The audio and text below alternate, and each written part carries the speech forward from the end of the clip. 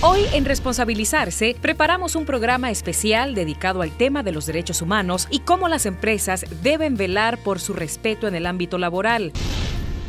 Las empresas pueden caer en complicidad directa o indirecta en la violación de derechos humanos si no verifican quiénes conforman su cadena de valor. Este tema lo abordamos en nuestro segmento Profundizarse. También te contaremos experiencias de nuestras empresas que impulsan programas para erradicar el trabajo infantil, una práctica que va en contra de los derechos fundamentales de la niñez. Así inicia Responsabilizarse, la nueva forma de hacer negocios.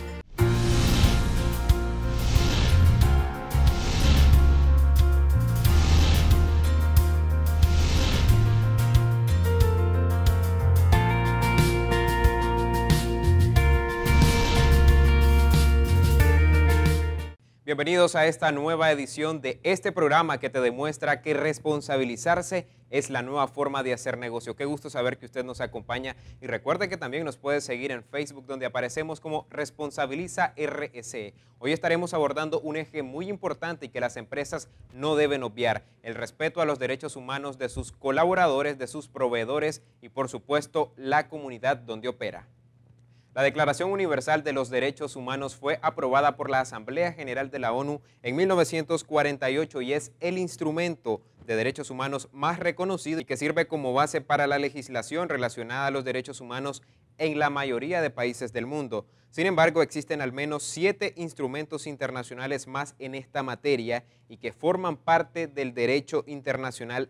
Todos estos instrumentos dejan claro que si bien los gobiernos son los principales garantes de los derechos humanos, también las empresas tienen una gran responsabilidad. La Declaración Universal de la ONU contempla más de 30 derechos humanos inviolables, algunos de ellos claramente relacionados con las empresas, como el derecho al descanso y disfrute del tiempo libre, una limitación razonable de la duración del trabajo y vacaciones periódicas pagadas. Asimismo, toda persona tiene derecho sin discriminación alguna a igual salario por trabajo igual y el derecho a fundar sindicatos y a sindicarse para la defensa de sus intereses. Sin embargo, en países como Nicaragua aún persisten algunas compañías que no ven a sus colaboradores como sujetos de derecho, sino como objetos de producción. Según datos del Poder Judicial, en 2013 se recepcionaron aproximadamente 11.500 demandas laborales, más de 9.000 de ellas se registraron solo en Managua.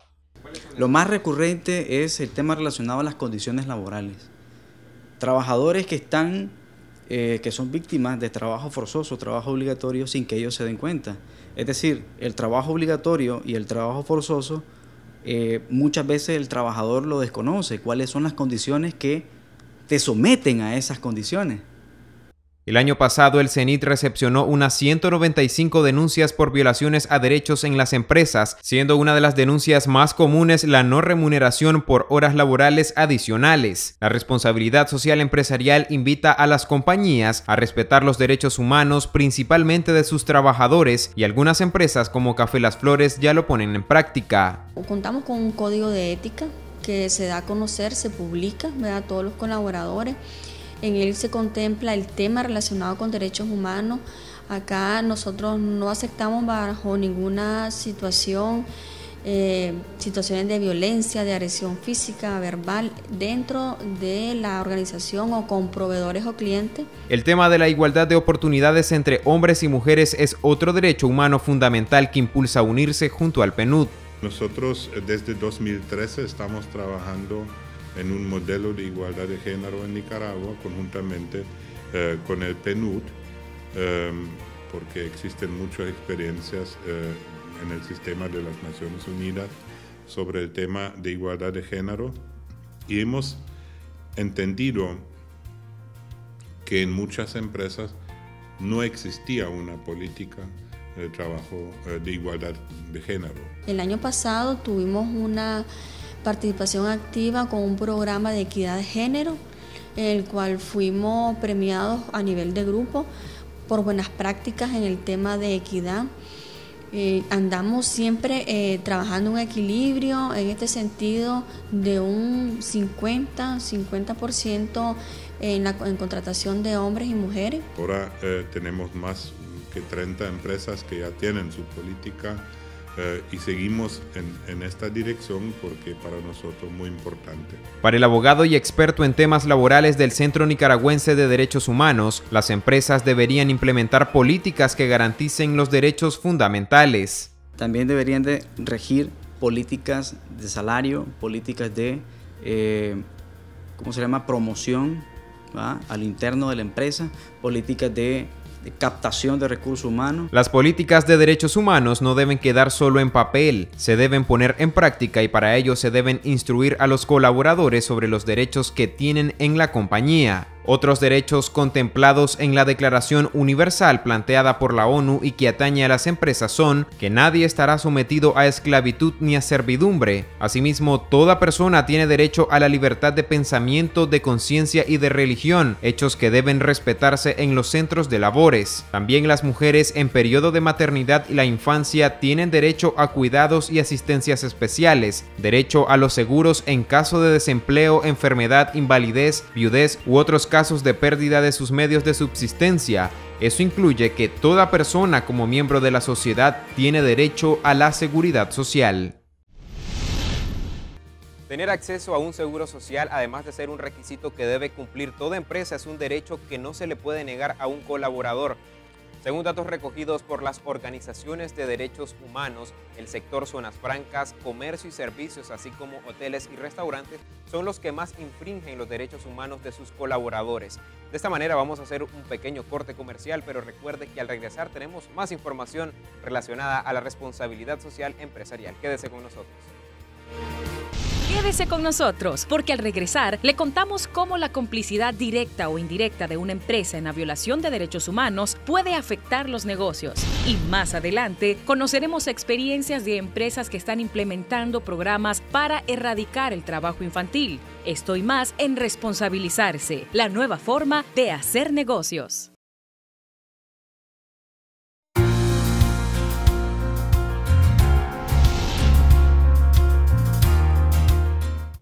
Muchas gracias por continuar con nosotros en este programa Responsabilizarse, la nueva forma de hacer negocios. Y ya estamos en nuestro segmento Profundizarse, porque vamos a abordar dos puntos muy importantes relacionados a los derechos humanos y las empresas, que son la debida diligencia y la complicidad. Para hablar precisamente sobre este tema tenemos que traer siempre a un experto y el día de hoy nos acompaña el maestro Ramón Eugenio Rodríguez, quien ha sido docente de la Maestría de Responsabilidad Social Empresarial que se imparte en la UAN. Asimismo, ha dado clases en la UCA en asignaturas como Derecho, Comunicación Social y también ha hecho algunas investigaciones relacionadas a responsabilidad social empresarial. Y precisamente usted, que es una voz autorizada para hablar sobre este tema, nos gustaría que nos contara con respecto a este tema de la debida diligencia, de qué se trata y por qué las empresas deberían de tener bastante énfasis en el tema. Gracias, Mario, por la invitación. Yo antes que todo quiero felicitarlo a usted y el programa porque es pionero pues en Nicaragua que se está hablando sobre el tema de responsabilidad social y derechos humanos desde un medio de comunicación tan importante como es este canal. Y en verdad que el tema de la debida diligencia es bastante complejo, no es nada novedoso en el mundo del derecho. Los empresarios y los administradores de empresas también conocen muy bien que este es un tema o un procedimiento, mejor dicho, que tiene que ver con la capacidad de identificar, prevenir, mitigar y reparar las consecuencias negativas que podría ocasionar el quehacer empresarial. Y entonces eso significa mucho porque tiene que ver, como su nombre lo indica, con diligencias debidas, oportunas, etcétera. Ahora sabemos muy bien de que uno de los puntos que plantea la ISO 26000, que es como una guía, ¿verdad? Y todas las semanas lo repetimos en el tema de responsabilidad social empresarial, plantea de que las empresas, aparte de tener su política como negocio, también debería tener una política de derechos humanos. Cuéntenos acerca de esta política, cómo la pueden crear las empresas y qué puntos deberían abordar. La política de derechos humanos efectivamente es algo importante. Lo que pasa es que no debería ocurrir o pensarse en una política de derechos humanos como lo que ocurre a veces con los códigos de conducta o los reglamentos de ética. La política de derechos humanos de una empresa realmente tendría que recoger conceptos como la debida diligencia, la complicidad, cómo establecer relaciones con los grupos de interés, con los proveedores, con los clientes a nivel interno y externamente. sobre todo porque yo destaco mucho que en la debida diligencia se tiene que tener en cuenta tanto los potenciales riesgos que corre la empresa con su actuar empresarial, como los riesgos reales que ya han ocurrido y que tiene que ver con la otra parte, que es la reparación o la restitución por las violaciones cometidas a los derechos humanos. Ahora, ¿cómo se puede evaluar si las actividades que realiza la empresa para conocer si realmente se está violando algún derecho humano, para posteriormente obviamente tomar medidas y tratar de cambiar esta situación? El prisma aquí fundamental es si en verdad se quiere tener un enfoque o una perspectiva de derechos humanos, es utilizar al menos la Carta Internacional de los Derechos Humanos, que la componen 5 instrumentos internacionales.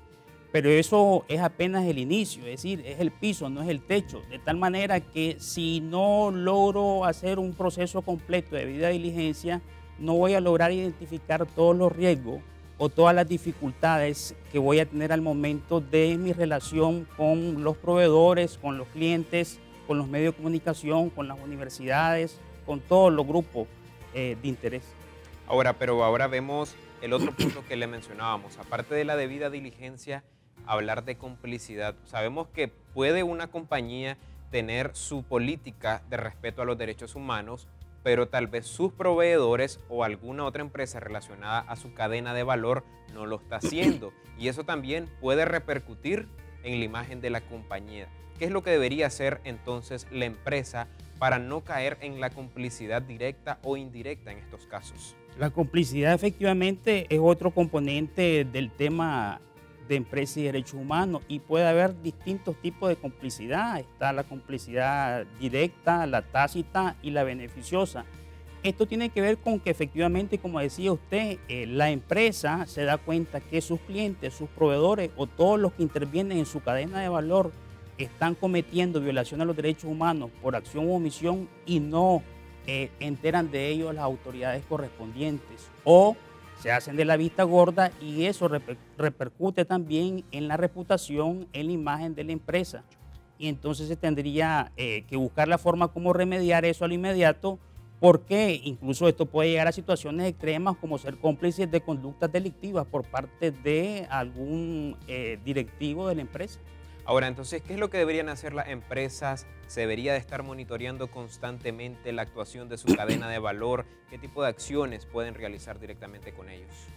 Con los que ya están en la cadena de valor. Dentro de la cadena de valor, por ejemplo, tal vez no han cometido algún irrespeto a los derechos humanos, pero la empresa tiene que garantizar de que no vayan a ocurrir, o asimismo conocer las condiciones en las que trabajan sus proveedores. Por ejemplo, ¿qué tipo de acciones deberían de hacer para monitorear las acciones? Las empresas deben de estar constantemente pendientes del proceso de la debida diligencia. Es decir, la debida diligencia no es un proceso acabado, culminado los 31 de diciembre de cada año. Eso debe ser permanente de parte de la empresa, porque la debida diligencia te permite, entre otras cosas, identificar, prevenir, mitigar, y si ocurrieron las consecuencias negativas a la violación a los derechos humanos, pues reparar.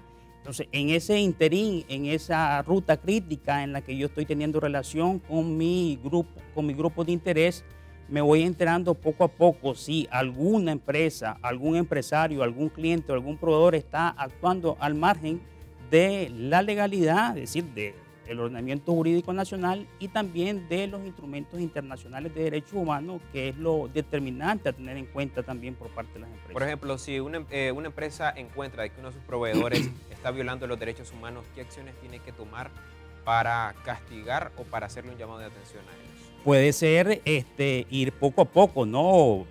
Primero la persuasión que tiene que establecer, de convencerlo de la importancia de los derechos humanos, luego advertirlo de las consecuencias jurídicas o legales que se puede tener, pero más que eso es porque también el cumplimiento del ordenamiento jurídico y los instrumentos internacionales tiene que verse como un valor agregado o añadido de el interés principal de las empresas, que es el lucro. Es decir, no es la responsabilidad social empresarial, o mejor dicho, el respeto a los derechos humanos no es contradictorio con la responsabilidad social empresarial o con el ánimo de lucro de parte de las empresas.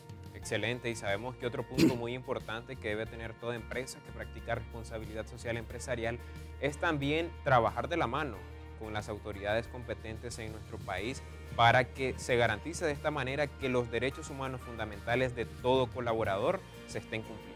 Muchísimas gracias, don Ramón Rodríguez. Agradecemos que nos haya acompañado en este espacio para despejar algunas dudas relacionadas a la debida diligencia y la complicidad en el tema de derechos humanos. Vamos a ir a un corte comercial, pero ya regresamos. Más adelante, conoceremos experiencias de empresas que están implementando programas para erradicar el trabajo infantil. Esto y más en Responsabilizarse, la nueva forma de hacer negocios.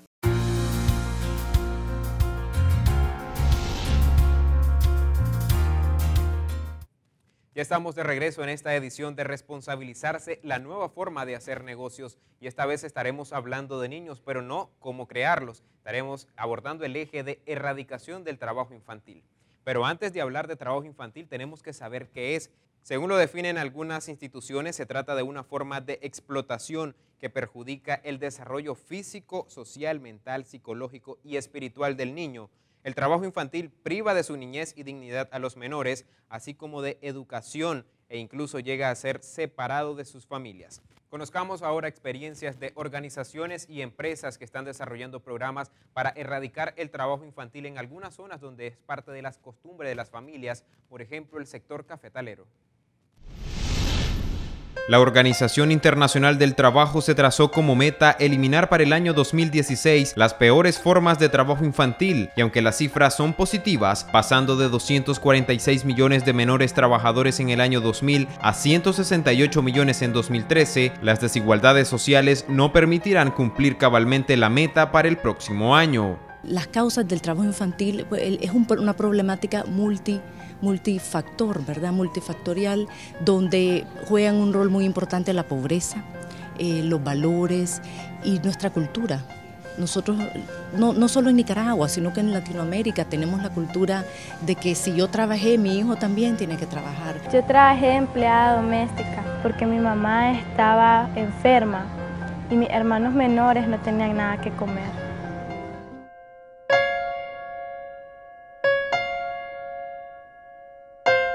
La norma ISO 26000 sobre responsabilidad social señala que una organización debería esforzarse por eliminar cualquier forma de trabajo infantil. Para expertos en el tema, las acciones deben ir más allá de una declaración pública con fines de mercadeo. Las empresas deberían de implementar, en primer lugar, las políticas de contratación. Y no solamente eso, también deben observar, ahora que está en auge, la aplicabilidad de ciertas normas de estandarización internacional, como lo es ahorita la norma ISO 26000. Nosotros, por ejemplo, como Telefónica, tenemos estipulado en los contratos de proveedores que no pueden contratar mano de obra infantil.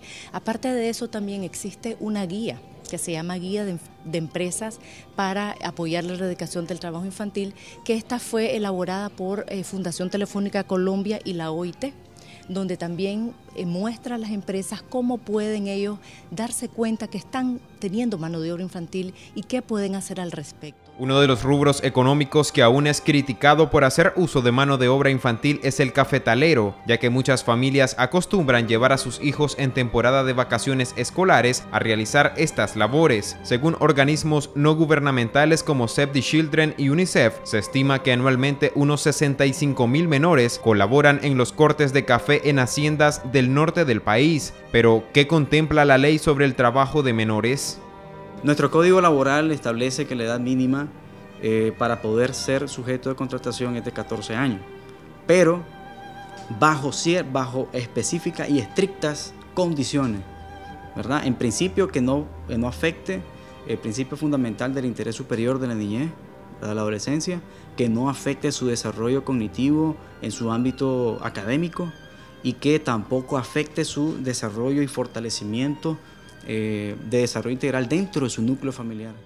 Según las empresas del sector, los cafetales representan un gran peligro para los menores de edad, ya que emplean a miles de personas de las que se desconoce su historia o intenciones reales, representando una oportunidad para casos de violación e incluso trata de personas. En nuestro país hay empresas que ya impulsan programas que están marcando la diferencia, como las cafetaleras Nica France y Rama Café.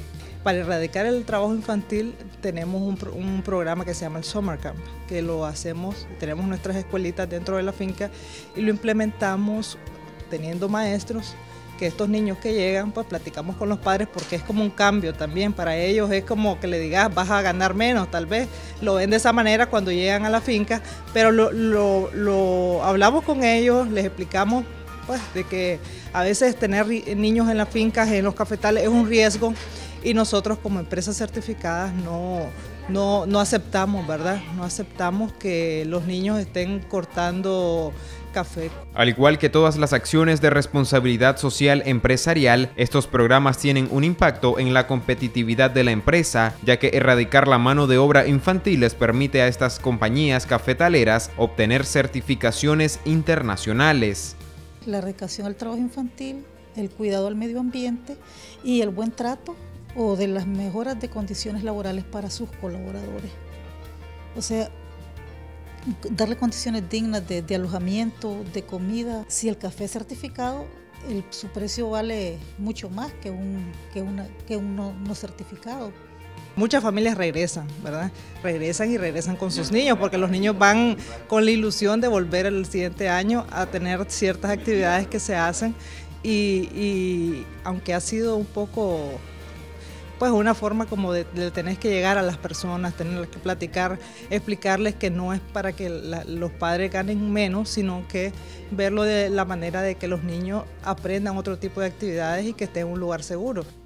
Estos innovadores programas, que incluyen clases de inglés, computación, deportes y artes, le hicieron merecedores del Premio a la Responsabilidad Social Empresarial en Excelencia y Competitividad que entrega Unirse. Otra empresa que durante más de una década se dio a la tarea de erradicar el trabajo infantil a través de la sensibilización en las escuelas fue Telefónica con el programa ProNiño. ProNiño trabajó en la escuela con los niños más necesitados, más vulnerables, los que trabajaban y los que estaban a punto de empezar a trabajar. Entonces el proyecto consistía en sensibilización, como te mencioné, en la ocupación del tiempo libre para que el niño se enamorara de la escuela y permaneciera en la escuela, con actividades como deportes, como manualidades, actividades que el niño podía ejercer en la escuela y que no lo mandaran a trabajar cuando llegara a su casa. En total, más de 16,000 menores fueron alcanzados por este programa, que dejó plantado en los maestros y padres de familia la semilla de la educación como mecanismo para erradicar la pobreza en un país donde, según la Organización Internacional del Trabajo, aún existían unos 300,000 menores trabajadores en el año 2013. Cabe recalcar que el término de trabajo infantil no debe confundirse con el trabajo juvenil o trabajo estudiantil, ya que estos pueden ser legales siempre y cuando cumplan con las leyes y formen parte de un proceso de formación profesional. Asimismo, tenemos que señalar que las leyes de la mayoría de los países del mundo permiten a menores de edad trabajar con algunas condiciones que varían dependiendo si es un país desarrollado o en vías de desarrollo. Por ejemplo, mientras en países desarrollados un trabajo normal lo puede desempeñar menores a partir de los 15 años, los países en desarrollo lo permiten apenas a los 14. Si un trabajo es peligroso, coinciden que es necesario tener por lo menos 18 años, y si es un trabajo ligero debe ser desde los 12 años en países poco desarrollados y 13 años en países del primer mundo. Esperamos que toda esta información le haya sido de utilidad para los dueños de negocios y empresarios para que los tomen en cuenta al momento de operar sus empresas. De esta manera llegamos al final de esta edición de Responsabilizarse, la nueva forma de hacer negocios, pero recuerde que el día lunes a las 8 de la noche tenemos una nueva cita. Gracias por habernos acompañado.